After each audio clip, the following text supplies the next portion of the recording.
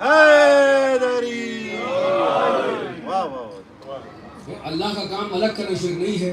اللہ کہہ رہا ہے میں نفسوں کو سوتے میں نکال لیتا ہوں، دوسری آیت کہتی ہے ملک الموت نکال لیتا ہے۔ تو کون نکالتا ہے؟ اللہ و ملک العا دیجئے۔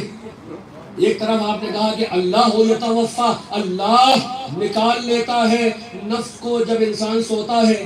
دوسری آیت کہتی ہے کہ ملک الموت آتا ہے، وہ قبض کر لیتا ہے۔ تو قبض اللہ کر رہا ہے، قبض ملک الموت کر رہا ہے، کسی اور سے آرڈر لے کے آ رہا ہے کیا؟ اس کا مطلب کہ اللہ نکالتا ہے، یعنی وہ ڈپیوٹ کرتا ہے اپنی انرجیز کو کہ میری طرف سے یہ کام کرو۔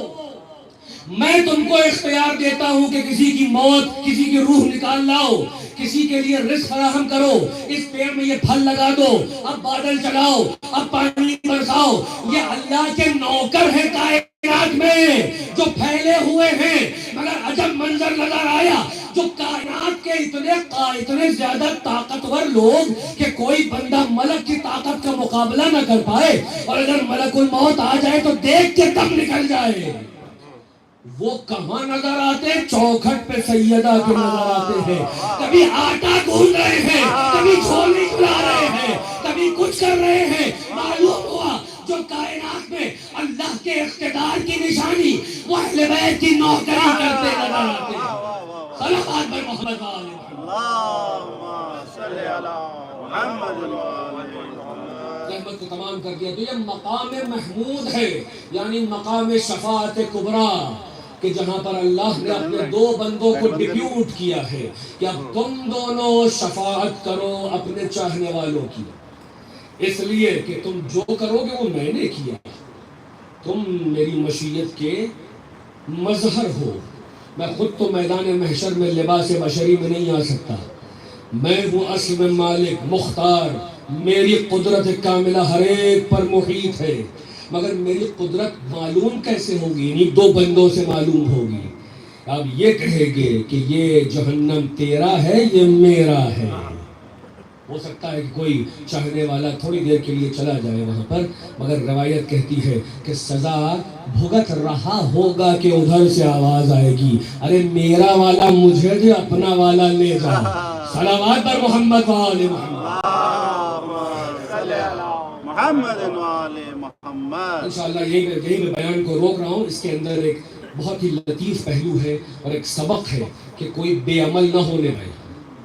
شفاعت کا یہ مطلب نہیں ہے کہ معاذ اللہ ہم نے ان کو خرید لیا ہے، یا ہم ان کو معاذ اللہ کوئی رشوت دے رہے ہیں کہ دیکھیے ہم آپ کے لال کا ماتم کر رہے تھے، گناہ بہت کرتے تھے، پلیز بخش دیجئے۔ یہ نہیں ہونے والا وہاں۔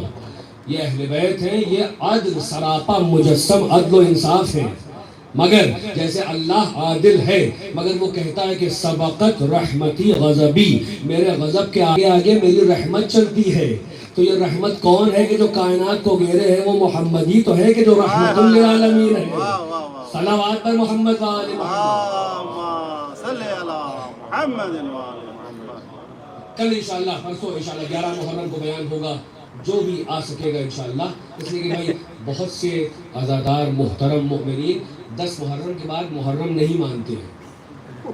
10 محرم مولا کے سامنے حاضر ہو گئے، جناب سیدہ نے نوٹ کیا، اب 11-12 محرم توفیق ہوئی تو آئیں، ورنہ نہیں آئیں گے۔ صلوات بر محمد و آل محمد۔ صلی علی محمد و آل محمد۔ جو بھی آ رہا ہے، جس توفیق سے بھی آ رہا ہے، تو سیدہ کے لیے آ رہا ہے، ہمارے لیے نہیں آ رہا ہے، نہ ہماری یہ نیت ہے، بس اپنے مولا کے لیے آ رہا ہے۔ وہ جب بھی آئے وہ ہمارے لیے محترم ہے، سر کا تاج ہے، اس لیے کہ عزادار ہے۔ ہاں عزاداروں، یہی وہ مقام ہے، یہ وہ رات ہے کہ جس کے آپ منتظر تھے۔ اسے یوم تاسوعہ بھی کہا جاتا ہے۔ یہ وہ روز ہے کہ جو 9 محرم کی اب فوجیں بڑھتی چلی جا رہی ہیں، اور تلواروں اور اوزاروں اور ہتھیاروں کی دھمک بچوں کو دہلا رہی ہے۔ ہاں حسین کا محاصرہ کر لیا گیا ہے۔